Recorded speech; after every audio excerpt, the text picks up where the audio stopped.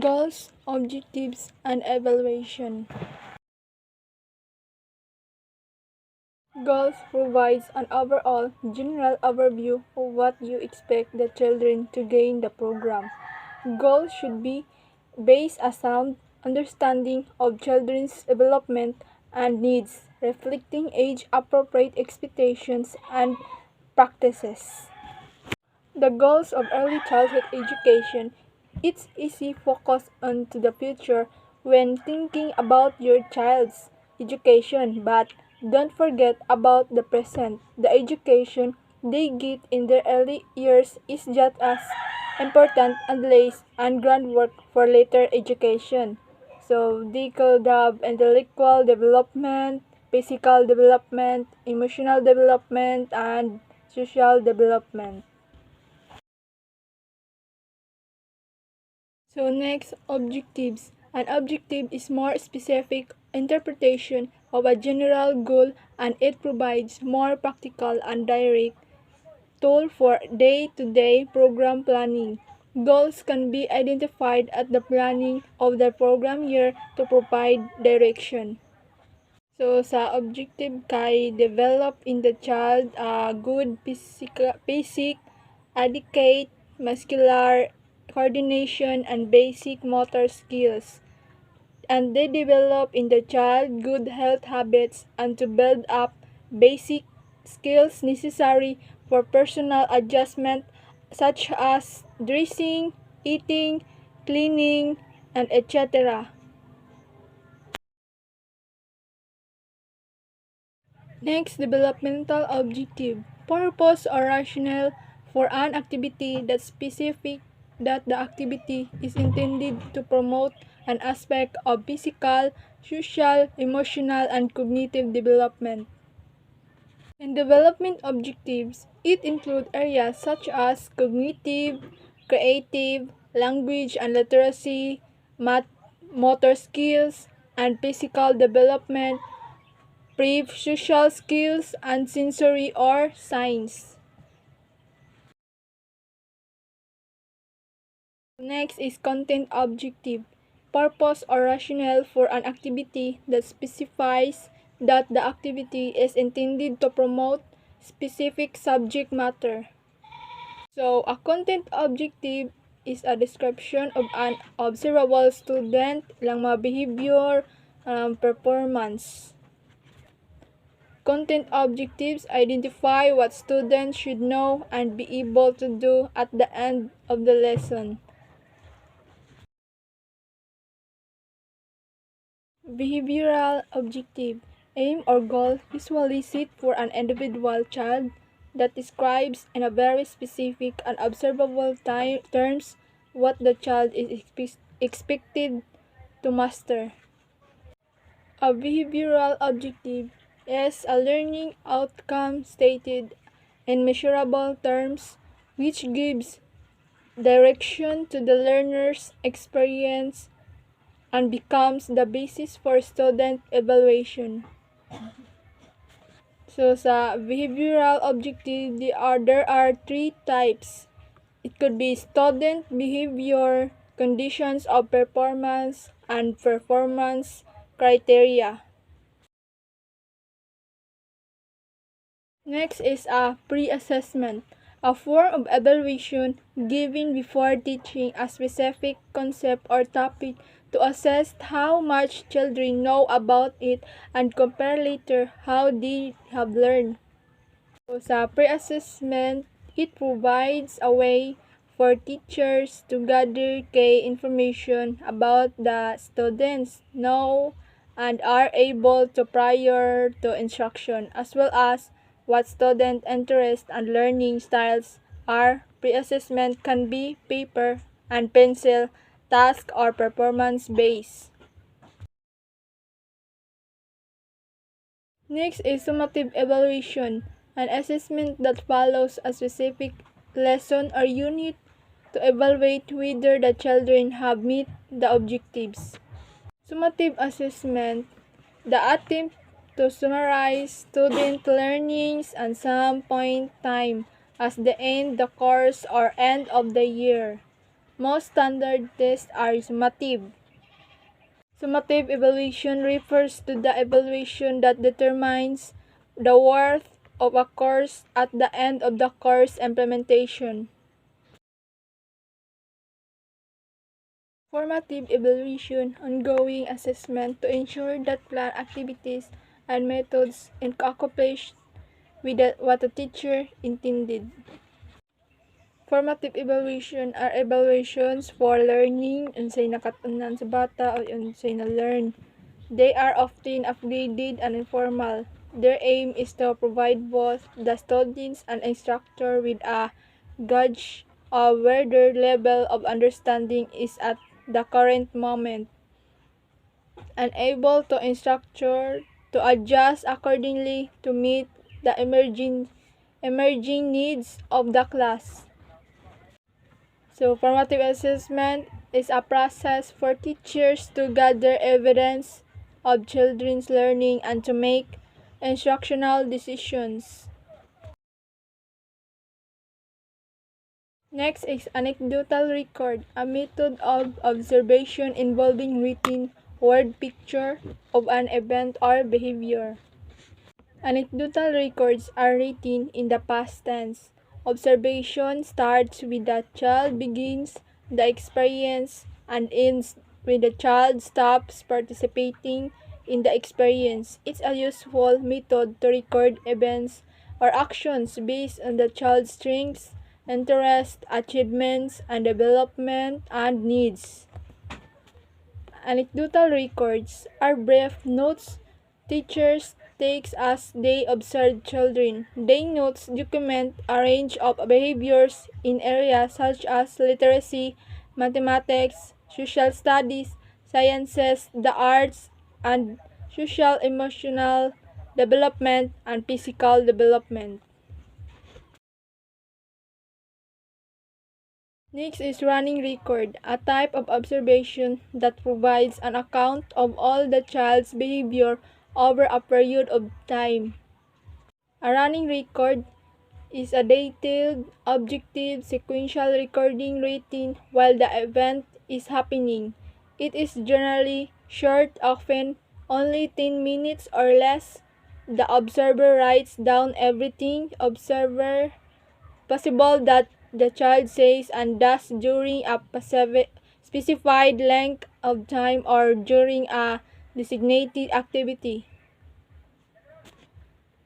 Running records are a formative assessment and are one way to document teacher observations of reading behaviors.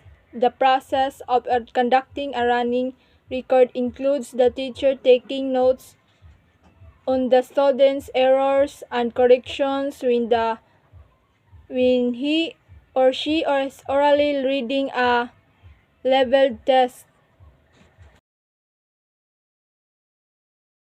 Next is ABC analysis, an observational technique in which the observer records observation in 3 columns, identifying antecedent, behavior, and consequence. ABC stands for A. Antecedent, B. A behavior, and C. Consequence. It is an observation tool that educators can use to analyze what happened before, during, and after a behavior. Next is time sampling, a quantitative measure or count of how often a specific behavior occurs within the given amount of time. Time sample, in a time sample observation, an observation of a child made every 5 minutes over a set of period of time, usually an hour. The observations are only brief but will include the activity the child is engaged in, which area of the nursery they are in, and the level of involvement at that particular time. Time sampling is effectively the record of a child's activities or behavior and predetermined regular intervals during the day.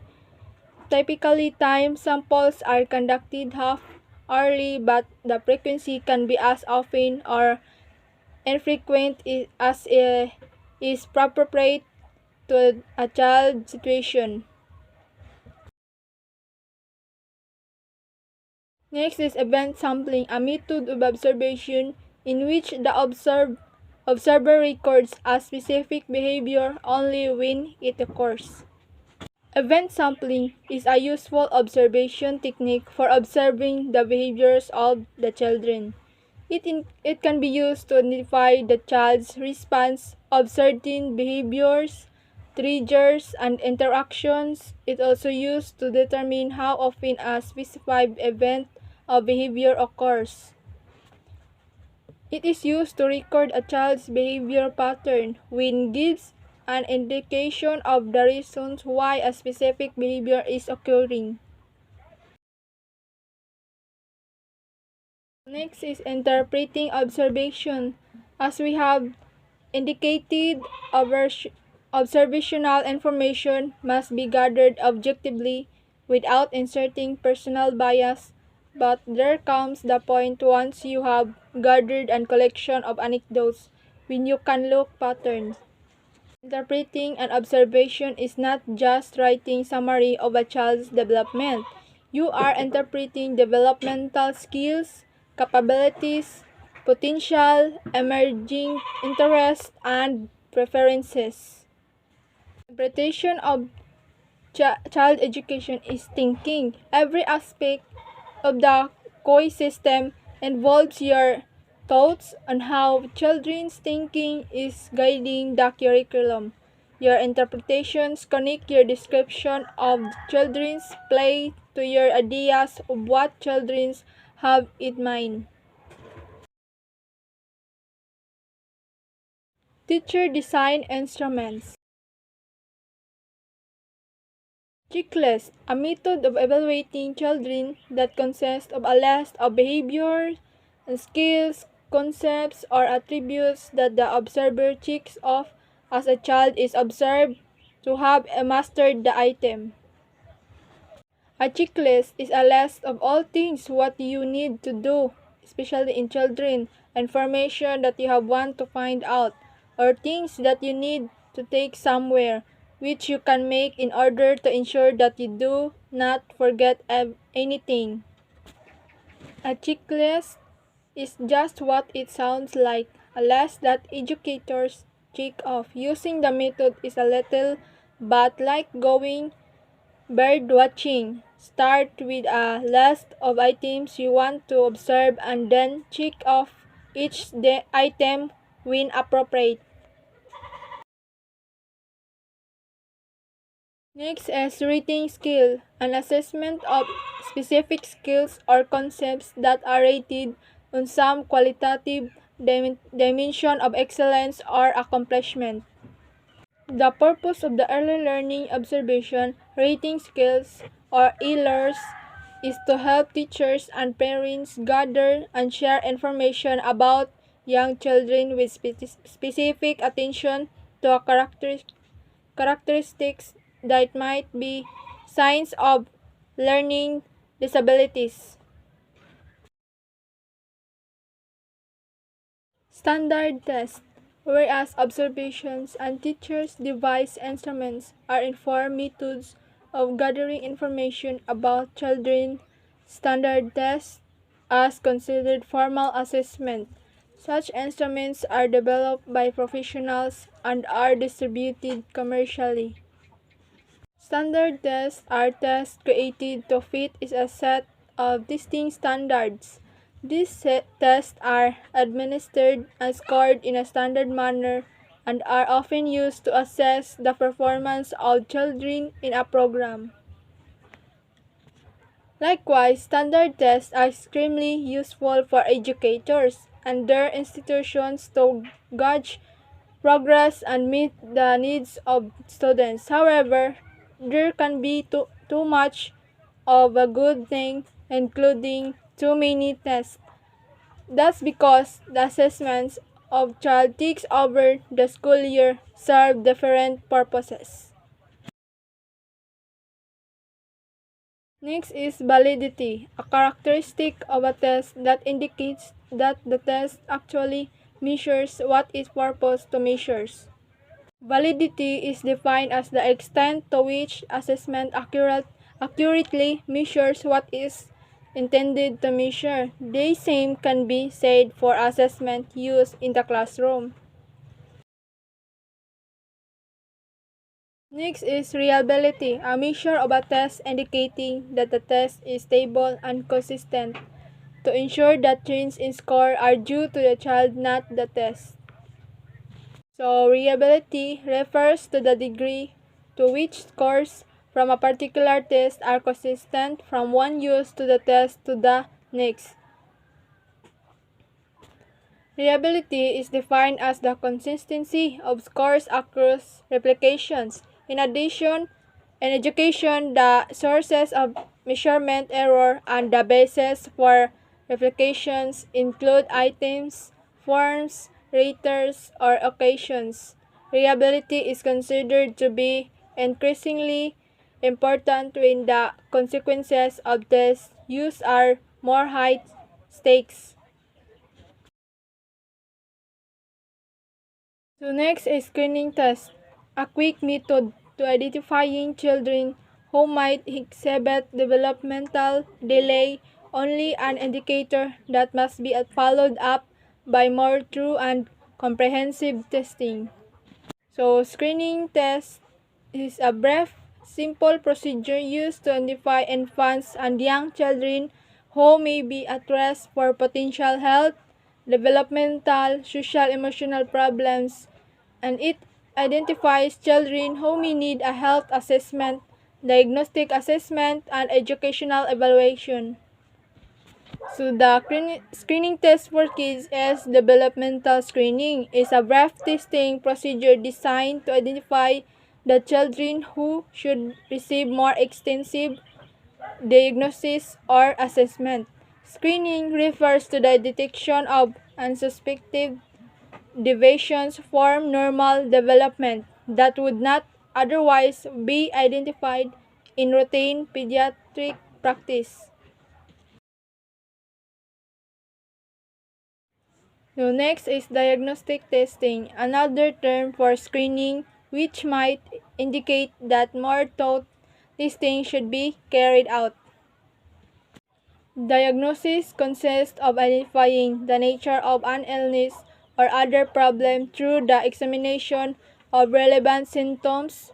In education, a diagnostic test helps identify a student's learning problems so teachers can provide instruction to remedy those problems. So there are three categories are diagnostic evaluation, summative assessment, and formative assessment. Then where to are second in relation to a norm. Such norm reference tests provide a large comparison group for each age against which the score can be compared. Next is norm reference, a test which scores are determined by using a large group of same-age children as the basis for comparison rather than using a predetermined criterion or standard of performance. So norm reference refers to standardized tests that are designed to compare and rank test takers in relation to one another. Norm reference scores are generally reported as a percentage of percentile ranking. Next is Metropolitan Readiness Test, a test to determine whether a child is prepared to enter a program such as kindergarten. So, the Metropolitan Readiness Test, or MRT, are designed to assess the development of the cognitive skills necessary to success in beginning, reading, and math. Skills areas for level are auditory, visual, and language with the addition of quantitative at level 2. Concern about use of evaluation instruments. All informal and formal evaluation methods can give as useful insights into the children on our care. But although using a variety of methods to better understand children has always been an important part of early childhood education, there is a growing concern about potential issues.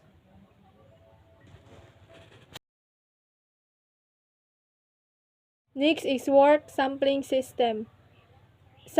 According to Samuel Misel's alternative method of gathering reliable information about young children, using a combination of observations, checklists, portfolios, and summary reports. The work sampling system is an early childhood assessment tool that allows teachers to evaluate the skills of children aged 3 through third grade. Students demonstrate what they know through a series of evaluations, which allows their teachers to make informed decisions about how to guide instructions. These samples can relate to child's development or link to curriculum objectives. Work samples can include writing or drawing tools such as drawings, cuttings, paintings, collage, writing samples, and photographs of construction projects. Next is High or Scope Child Observational Record or COR, an alternative method of gathering reliable information about young children. KOR utilizes teachers' notes of observation by classifying them into specific categories. COR Advantage is an observation-based assessment instrument for children from birth through kindergarten. It is designed to measure children's progress in all early childhood programs, including but not only limited to those using the high-scope educational approach. The preschool COR is high-scope educational assessment instrument for children ages 2.5 to 6 years. It is designed to measure individual and group progress in early childhood programs. The COR is developed over 10 years ago. Next is confidentiality. Requirement that result of evaluation and assessments be shared with only the parents and appropriate school personnel. So, child care programs routinely handle confidential information about enrolled children, families, and staff. This information is shared only when it is necessary. This is important especially when there are specific health and safety concerns. Maintaining confidentiality also builds trust in child care programs. So it is important to keep written information in a safe place. Personal information should not be left laying around for other parents or staff members to see. Keep information about the children in a safe place cut of the way of prying eyes. Some information, such as social security numbers, should be in a locked file cabinet or office. Confidentiality is keeping a confidence between the client of practitioner, which is an important part of good care practice. Confidentiality means not telling anyone other than those who should or need to know what individual has said to the care worker or the.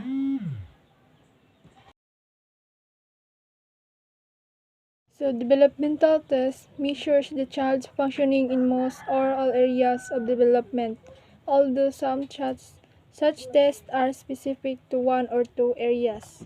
So, developmental testing is typically used in preschool age children with development delays and involves standardized testing, not screenings. This type of testing is used to determine what early intervention services are needed and can be used as part of the assessment for autism spectrum disorders.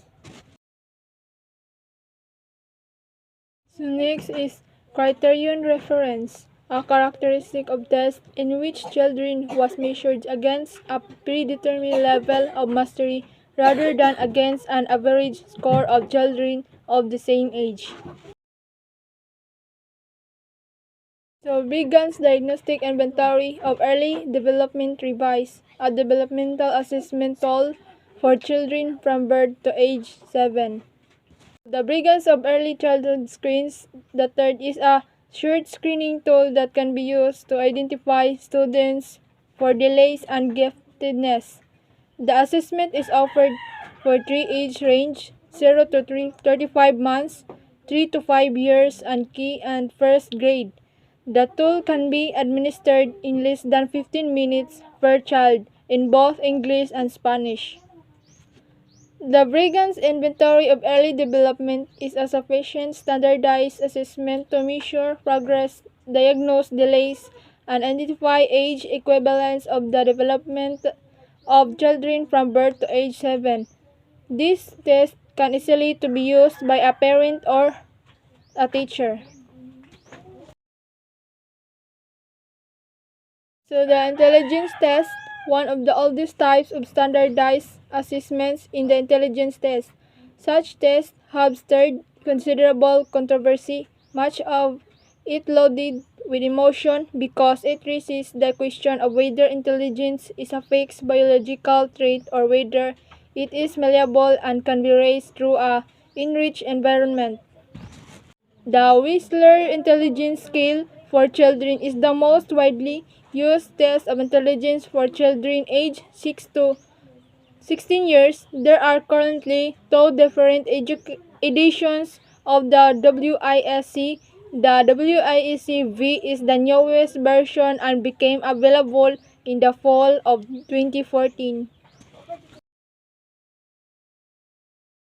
Next is readiness test to determine whether a child is prepared to enter a program such as kindergarten or first grade. So school readiness is foundational across early childhood systems and programs. It means children are ready for school, families are ready to support their children's learning, and schools are ready for children. Physical, cognitive, social, and emotional development are all essential ingredients of school readiness. So there are 5 domains of school readiness: language of literacy development, cognition and general knowledge, including early mathematics and early scientific development. Next, approaches toward learning. Next is physical well-being and motor development. Next is social and emotional development. Selecting and using evaluation methods. We have looked at a number of formal and informal methods of evaluation. Information that can be mind-boggling considering that we have only reviewed a very small number of the many available commercial instruments.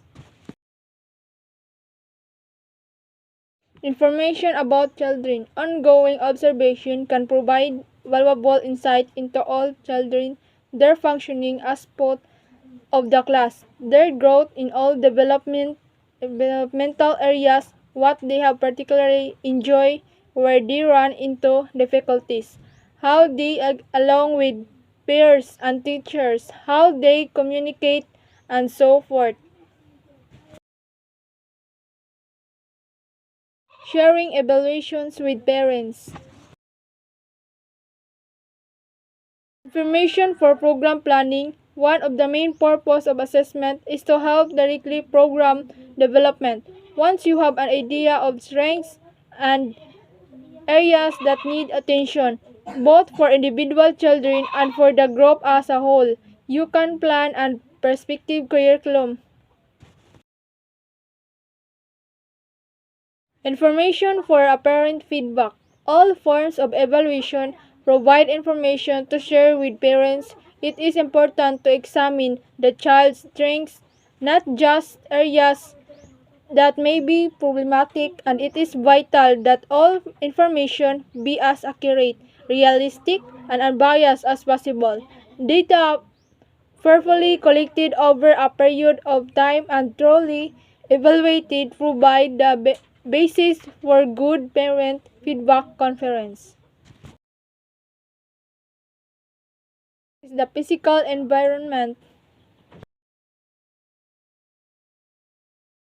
Next, place identity, considered part of self-identity because it relates to the environmental context within which a child's needs are met, competence is developed, and control over the physical growth is gained. So, the role of early childhood education and play, children develop self-identity, who they believe themselves to be, and begin to form relationships through play and peer relations which contribute to their emotional, social, and cognitive development.